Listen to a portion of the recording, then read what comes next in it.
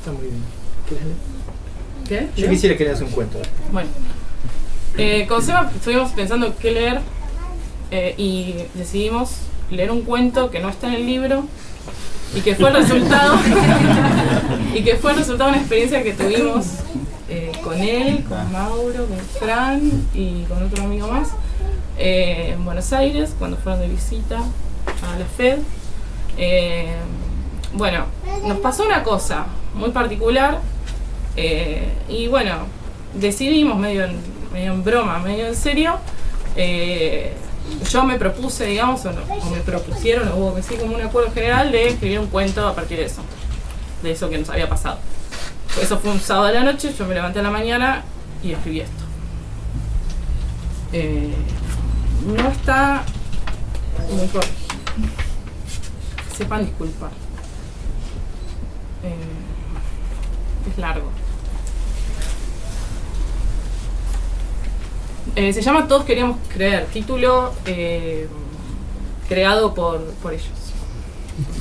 ¿No? Nosotros. Sí. Hermoso título. Iba a ser todo eso, pero bueno. Una pizzería, un bodegón, un restaurante chino, una panchería, un club, un kiosco con mesas de plástico, una casa restaurada, un hombre con tortillas y empanadas instalado en una esquina, un centro cultural, un takeaway de comida armenia, una casa de pastas, una parrilla, una chica con comida vegana. Todos eran exactamente equivalentes en nuestras cabezas. El tiempo de búsqueda se hubiera dilatado infinitamente, un ir y venir por las mismas esquinas, una sensación de que tiempo y espacio estaban disociados y mientras uno corría el otro permanecía estático, era siempre el mismo, parecía al menos, y a veces alguno decía, ese lugar no lo habíamos visto. Y cuando nos acercábamos siempre pasaba algo. Estaba cerrado, una parte estaba derrumbada, alguno de los 5 tenía una extraña sensación sobre el aire, sobre el color de las paredes o la forma en que lo miraba. Justo en su momento de inspección discreta desde la puerta, algún camarero encorvado que parecía enviarle mensajes que nadie estaba dispuesto a descifrar. Pasó media hora, tal vez más, es igual. El lugar era un cuadrado perfecto, alto y luminoso, con luces disímiles que le daban un aspecto de locación de película de mafia o de peluquería. Y cuando me senté en la única mesa libre, yo fui la primera, el orden de los demás no lo recuerdo, miré las fotos pegadas en la pared de mi izquierda, registros en blanco y negro de una inundación en ese mismo barrio, entre las cuales apareció un cartel con su nombre, y de repente alguna clásica, una reproducción de esas fotos artísticas de mujeres vestidas con trapos paradas en un callejón. La relación entre los elementos o el intento de comprender esa relación fue quizás lo primero que dije yo luego de que todos se sentaran y también quizás hicieran comentarios sobre alguno de los elementos que constituía el espacio. Ese primer intercambio, M destacó la relación entre los músicos cuyos discos estaban pegados, realmente parecían pegados, en la pared de nuestra derecha, como si hubiera, ahora sí, un mensaje cifrado, como si cantantes románticos y bandas pop de los 80 tuvieran que convivir ahí, estuvieran forzados a conformar entre todos un nuevo género, distinto a todos los conocidos, al que solo ellos podían pertenecer. Se inauguró un tono, no hubo silencios. Estos dos estímulos nos llevaron a varias reflexiones que parecían tener la oculta intención de no llegar a conclusiones, a respuestas claras. Esa etapa de la infancia en que aún no sabemos preguntar. La mesa, las 5 personas sentadas en la mesa, nos convertimos, sin nombrarla nunca, en partícipes de un juego perfecto que interpretaba cada cosa visible con una fascinación autosustentada, o mejor dicho, retroalimentada armónicamente por todos los demás. El momento del pedido fue simple. El día anterior habíamos comido pizza, en otro lugar, esta vez muy decidido previamente, identificable, y por lo tanto nada estimulante en términos de curiosidad o revelación, y esta vez hicimos lo mismo. 2 de nosotros, por puro azar y disposición del espacio, estábamos frente a 2 pantallas gigantes ubicadas sobre la barra. Una pegada a la otra como cámaras de seguridad, como asientos de colectivo.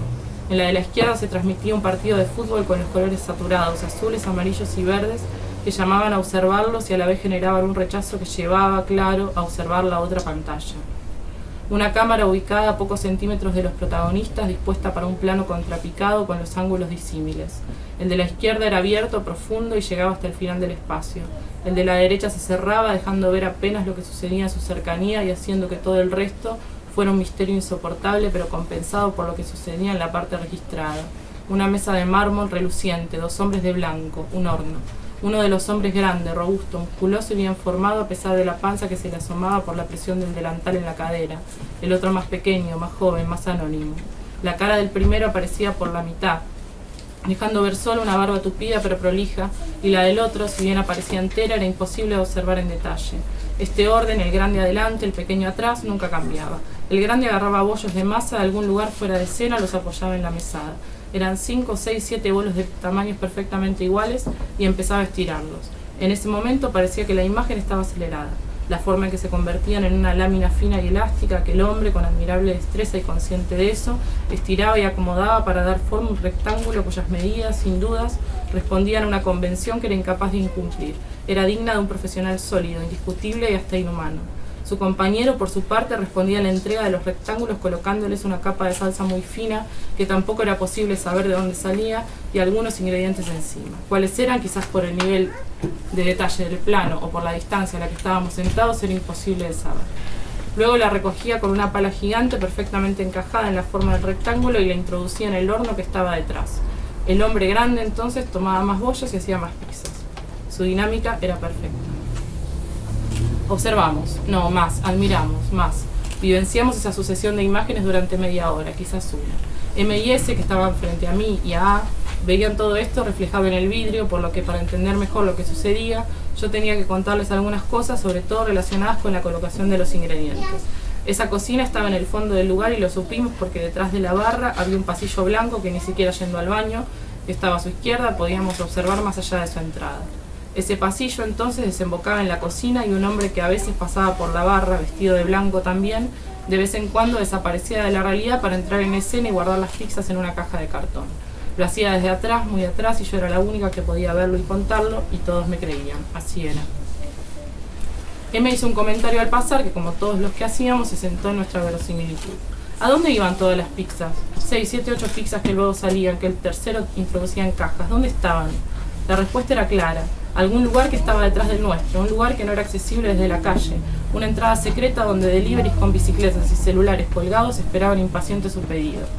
Los de adelante, mientras tanto, esperábamos. Ninguna de las otras mesas ocupadas tenía una pizza servida. Todos esperaban como si fuera natural, como si esa espera larga fuera una condición indiscutible para recibir una pizza hecha de esa manera, tan natural y habilidosa, seguros de que la experiencia de comerla anularía el disgusto de la espera y hasta lo convertiría en un motivo más para la satisfacción. El hombre grande estaba orgulloso de estar filmado y le hacía comentarios, encarnados por las voces de M y de S respectivamente, al hombre pequeño, ostentando la experiencia y diciéndole que algún día quizás tomaría su lugar de primer plano, de protagonista de la historia, pero que por ahora le correspondería a la parte secundaria. El tercero, visto por A en un momento en que fue al baño, era un elemento destinado exclusivamente a fines prácticos y era imposible que tuviera voz que se la diéramos. En un momento hacen una pizza grande, más grande que todas las demás, y todos la vemos con la misma fascinación. Orgullosos de su trabajo, contentos de estar viendo lo que luego sería nuestro, privilegiados en un espacio que estábamos destinados a ocupar. La pizza llegó. La trajo una camarera que no paraba de sonreír, en ningún momento lo hizo, y al llegar a la mesa convirtió la sonrisa en una risa. Parecía la emperadora del espacio, la única dueña de la dinámica que articulaba los elementos dispuestos en él. Ya se acabó el show, dijo, mientras apoyaba en el centro de la mesa una tabla de madera redonda con una pizza convencional, repleta de cebolla dorada. El tono de su voz, la forma, el movimiento. El tiempo se detuvo. El espacio parecía de repente sostenido por cimientos flojos a punto de caer simultáneamente, dejándonos indefensos.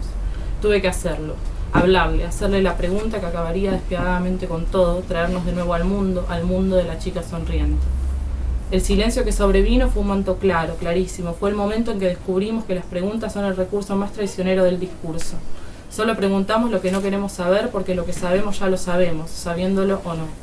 Lo hizo cada uno en su momento de la infancia, un poco antes, un poco después, en el 96 o en el 84, como las fechas en que sacaron los discos o las fotos, pero todos revivimos de igual manera la sensación plana, sin aristas, la necesidad de recibir la información que anulará nuestra verdad, estirándola y moldeándola burlonamente para decorarla y someterla a 250 grados sin darle la chance de escapar.